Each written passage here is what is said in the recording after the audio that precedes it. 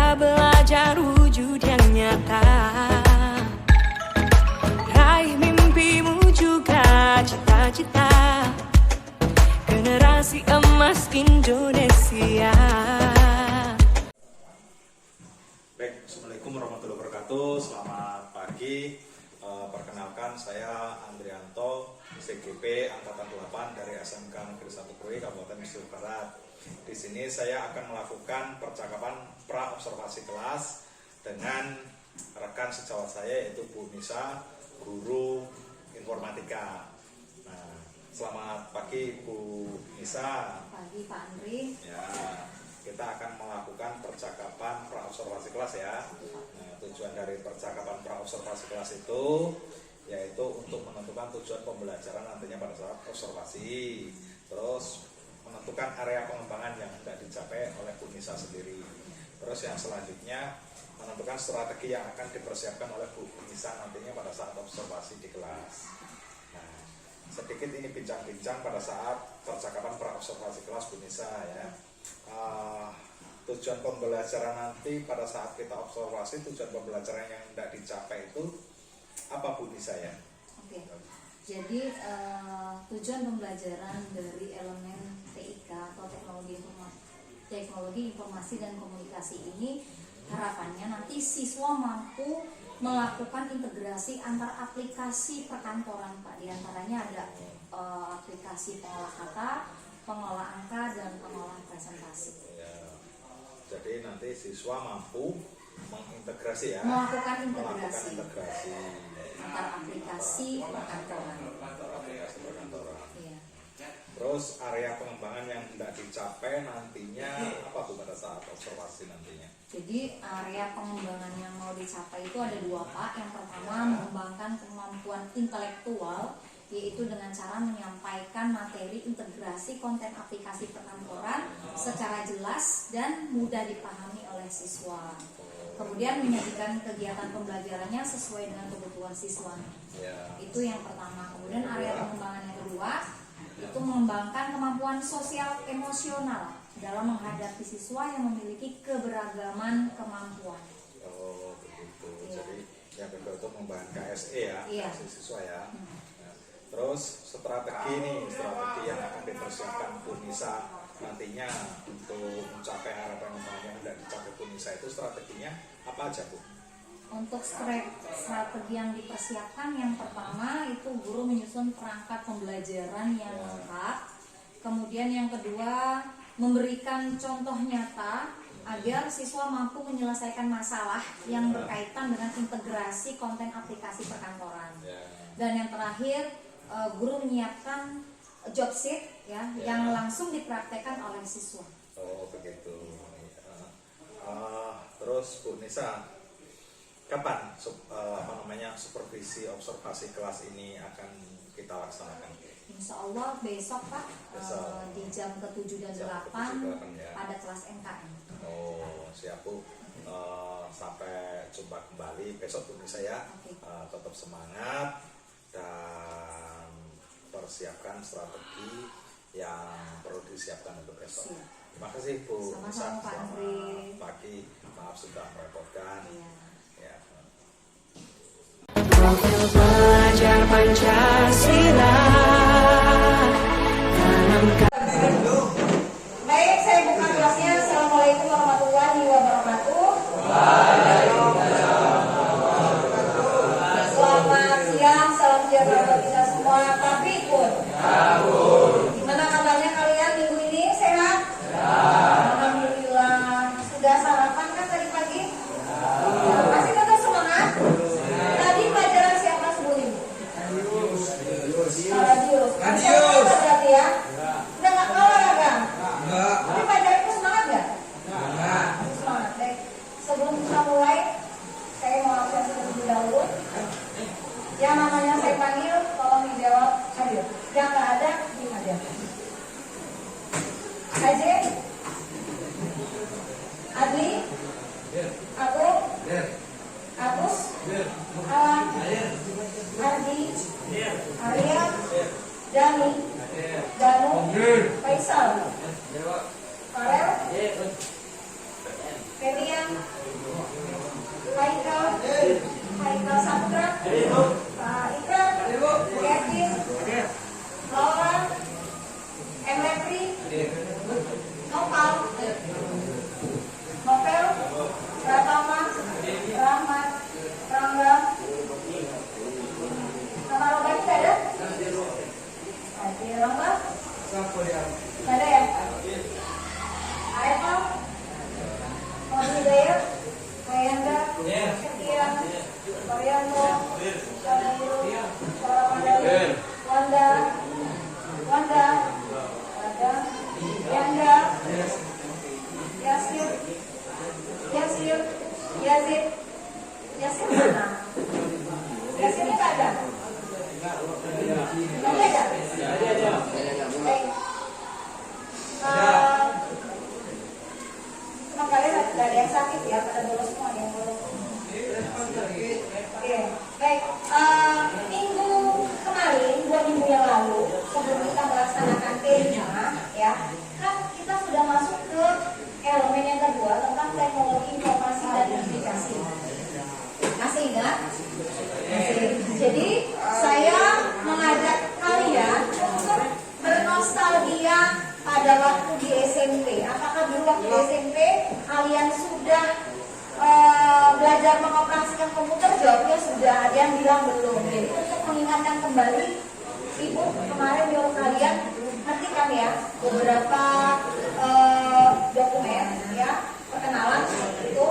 Nah itu kalian sudah masih ingat tapi kan ya fungsi-fungsi dari tombol-tombol keyboard yang kayak shift, kemudian enter, spasi, caps lock, masih ingat ya? Nah itu gunanya kemarin kita bernostalgia. Nah sekarang kita masuk ke elemen teknologi informasi dan komunikasi. Kalau kemarin kita bernostalgia pada elemen TIK itu ada 2 muatan materi yang akan kita pelajari. Yang pertama itu tentang integrasi konten aplikasi perkantoran. Yang kedua tentang fitur lanjut aplikasi perkantoran. Ya, semuanya tentang aplikasi perkantoran. Di mana yang pertama integrasi konten aplikasi perkantoran ini ada materi 3 materi yang akan kalian dapatkan. Ya, yang pertama tentang cut copy paste. Yang kedua tentang fitur integrasi pada aplikasi dan yang ketiga tentang OLE, Object Linking and Embedding. Nah nanti pertemuan berikutnya minggu depan ya, kita masuk ke fitur aplikasi perkantorannya. Mudah-mudahan materi kita nanti sampai pada sebelum kita melaksanakan ujian penilaian akhir semester. Nah, Jalan lagi. seperti hidup kalian pasti punya tujuan, ya kan? Ada tujuan nggak hidup kalian? Ya. Begitu juga dengan materi kita hari ini tentang TIK. Tujuannya apa? Kalian harus tahu dulu. Apa tujuan belajar dari TIK? Tujuannya, ya, kalian bisa lihat di depan.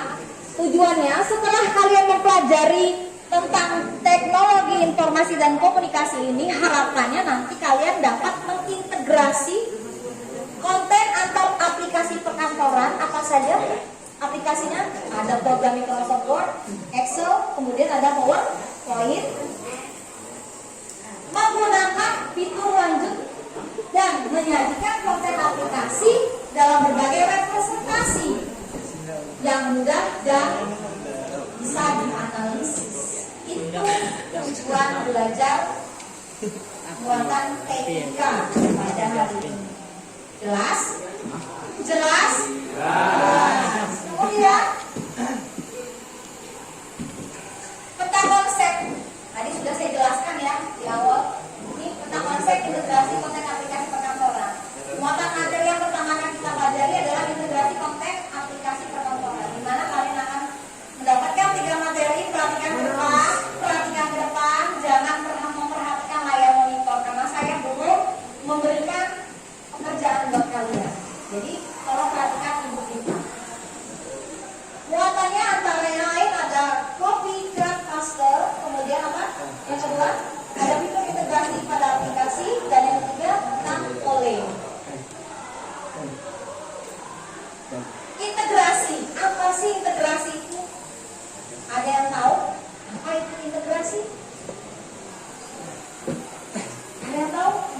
bisa bantu jawab Ibu?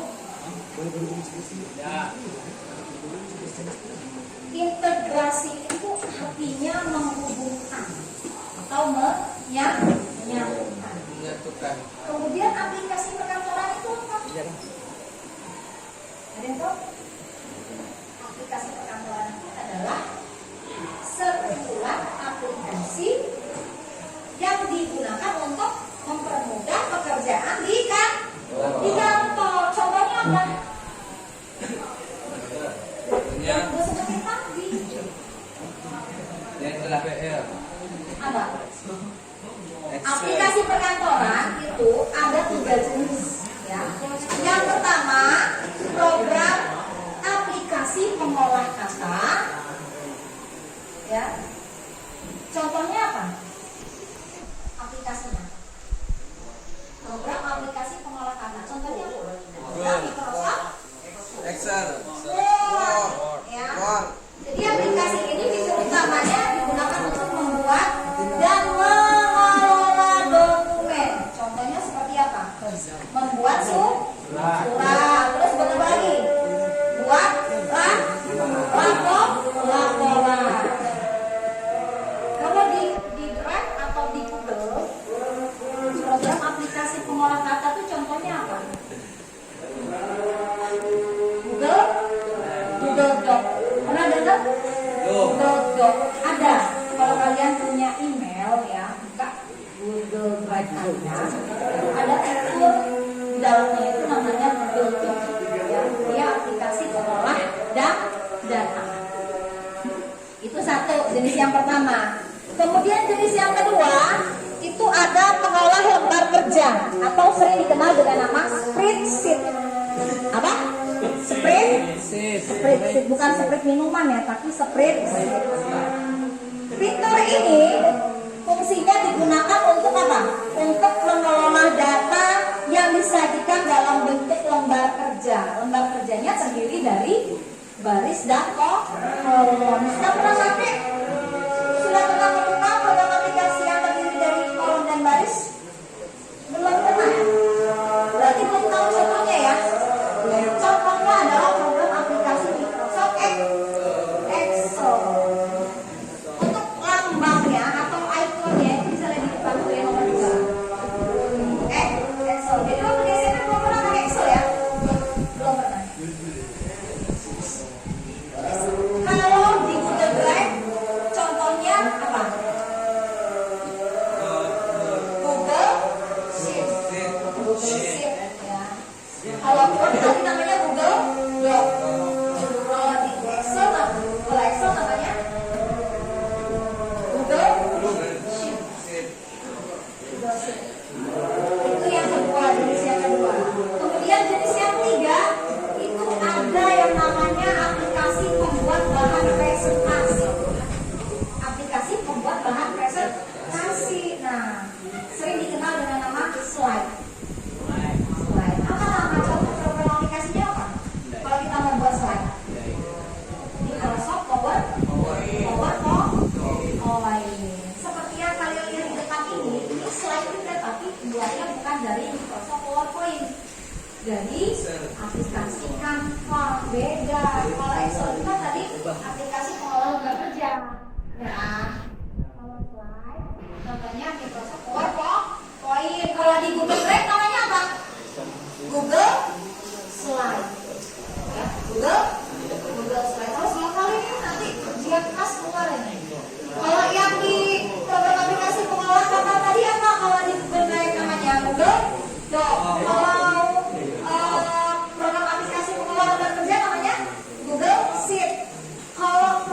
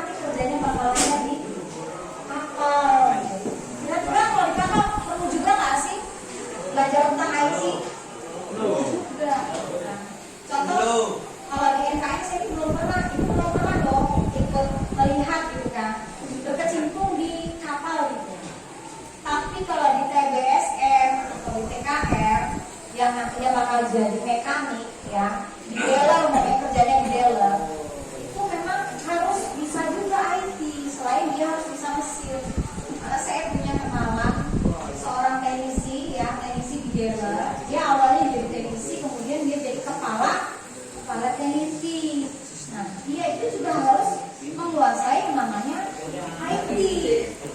Nah, kalau di Yamaha kebetulan motor ibu kan Yamaha tuh. Ibu kalau servis ganti oli itu biasanya di dealer.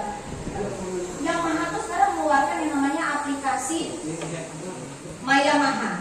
Di situ sudah ada track record motor kita terakhir di servis tanggal berapa, apa saja yang diganti-ganti, ya kan? Semuanya ada di situ. Nah, kepala teknisi juga bisa merangkap sebagai bagian depannya itu, bagian apa kalau ini customer service-nya atau apanya, pokoknya di bagian pegang komputernya. Itu kalau seandainya ada pegawai yang nggak masuk, nah dia bisa menggantikan. Kita kalau di NKN, kalian di kapal juga pakai alatnya digital semua ya? Iya, ada komputerisasinya juga kan? Nah, artinya kalau kerja di kapal juga, kalau nanti di bagian kantornya juga membuka lowongan pekerjaan, kalian juga harus bisa yang namanya aplikasi perkantoran. Mengapa itu diperlukan? Jawabannya nanti disimpan saja, di akhir nanti kalian akan ditanya setelah kalian mengikuti menyimak dari awal sampai akhir. Baik, yang pertama tentang copy cut dan paste. Copy cut paste ini adalah kata-katanya sudah enggak asing lagi ya. Apa itu kan? Apa itu kan? Memotong kata Febri. Kemudian copy, menyalin. Yang lainnya mana suaranya? Kalau paste, menempel. Jadi cut, copy, paste artinya memotong, menyalin dan menempel. Apakah sudah pernah kalian lakukan waktu di SMP? Sudah, ada yang sudah, ada yang belum. Baik, Ibu akan coba mempraktikkan buat yang belum pernah dan yang sudah pernah kalau lupa dan kita kaji ya.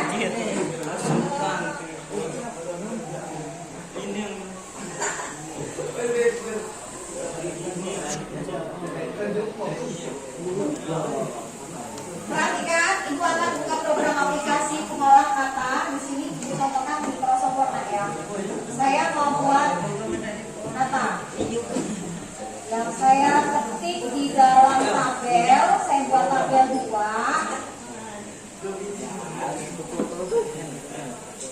Kata-katanya adalah selamat datang di kelas informatika pada bab 2 teknologi informasi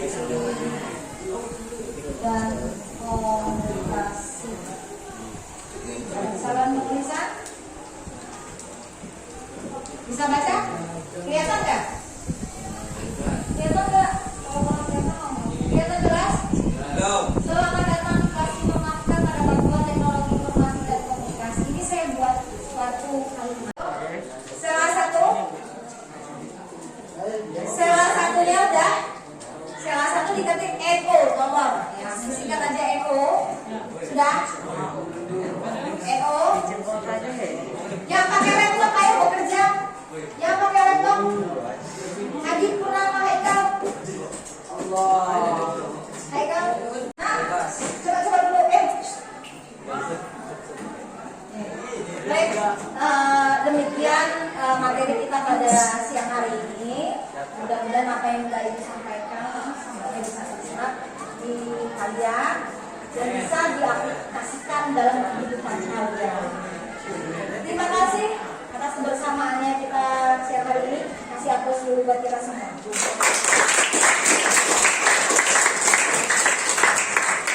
Setelah ini kalian boleh istirahat. Nanti di pas bel masuk lagi. Tapi nambah ya. Istirahatnya nambah 10 menit dari jam. Ya, baik Ibu akhiri bilang taufiq wal hidayah. Wassalamualaikum warahmatullahi wabarakatuh. Tanamkan di dalam dada profil.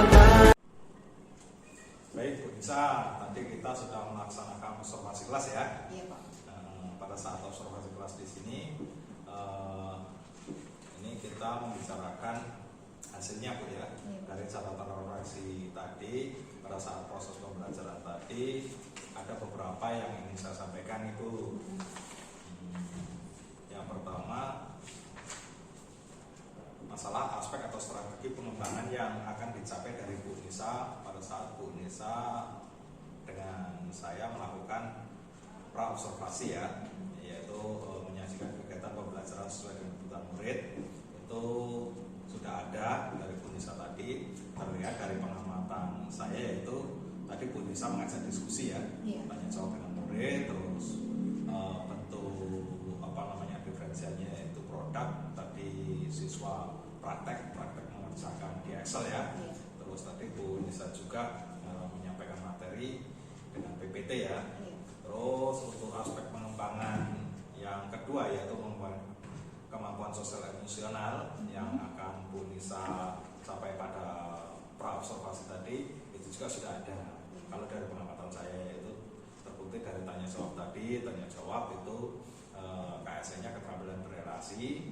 Terus tadi juga ada Bu Nisa itu KSN-nya kesadaran sosial, yaitu memupuk jiwa murid seperti bertepuk tangan tadi ya. Terus ada tambahan dari saya nih, catatan tambahan, semua proses sudah dilakukan tadi. Akan berubah manis ketika melihat peserta didik yang kita didik dengan sepenuh hati untuk maju meraih masa depan mereka sendiri. Di sini ada beberapa topik percakapan atau catatan yang belum ada pada saat proses pra-observasi tadi.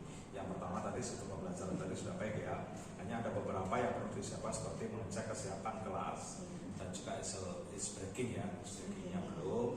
Terus pembelajaran berdiferensiasinya itu kontennya belum, kontennya itu tadi Bu Nisa hanya PPT aja ya. Ya artinya perlu ditambahkan lagi dengan video misalnya, tergantung dari kesiapan belajar anak. Terus rencana tindak lanjut kalau menurut saya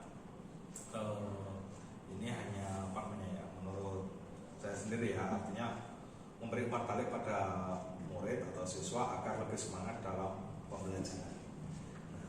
Terus di sini kan ada rencana pengembangan diri nih Bu Nisa.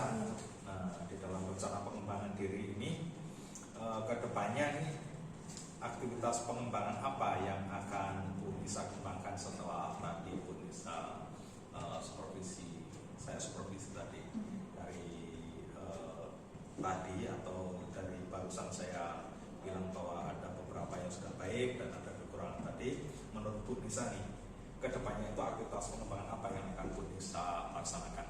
Jadi kedepannya nanti aktivitas pengembangan yang akan saya laksanakan adalah penggunaan pembelajaran berdiferensiasi, Pak. Penggunaan pembelajaran berdiferensiasi. So, dari penggunaan pembelajaran berdiferensiasi itu Bu Nisa, tujuan yang tidak dicapai dari penggunaan pembelajaran diferensiasi itu apa tujuannya? Tujuannya sistem pembelajaran yang berpusat kepada siswa dan bisa memenuhi kebutuhan belajar siswa. Begitu ya. Iya.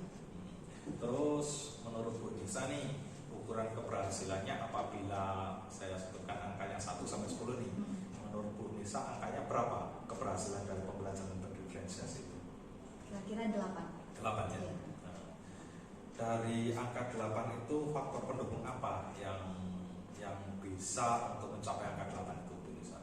Faktor pendukungnya itu biotik dengan abiotik. Oh, biotik dan abiotik ya. Iya.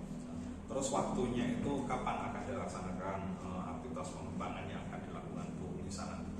Insya Allah Pak, di minggu berikutnya pada sebelum proses pembelajaran, lalu pada saat proses pembelajaran dan setelah proses pembelajaran. Oh, begitu ya. Iya. Oke Bu Nisa, saya tunggu komitmennya ya. Iya. Saya tunggu komitmennya akan datang. Terus di sini Bu Nisa, ada nih pertanyaan terakhir nih. Iya. Bu Nisa, apa yang Bu Nisa rasakan pada saat saya coaching tadi? Yang pertama, saya senang Pak karena bisa menambah wawasan saya. Kemudian ada sedikit perasaan nervous karena biasanya kan kalau ngajar itu nggak pernah ada guru di ruangan itu, hanya saya dengan siswa saya saja. Jadi iya, jadi agak nervous. Oh iya. Oke, Bu Nisa, terima kasih dari percakapan praobservasi, dari observasi, terus pasca observasi ini terima kasih banyak sudah menyampaikan ide dan gagasannya. Terima kasih, mudah-mudahan itu berguna bagi murid ya. Ya. Ya, terima kasih. Saya Sama-sama, tulis Pak. selamat sore Bu Nisa. Selamat sore Pak.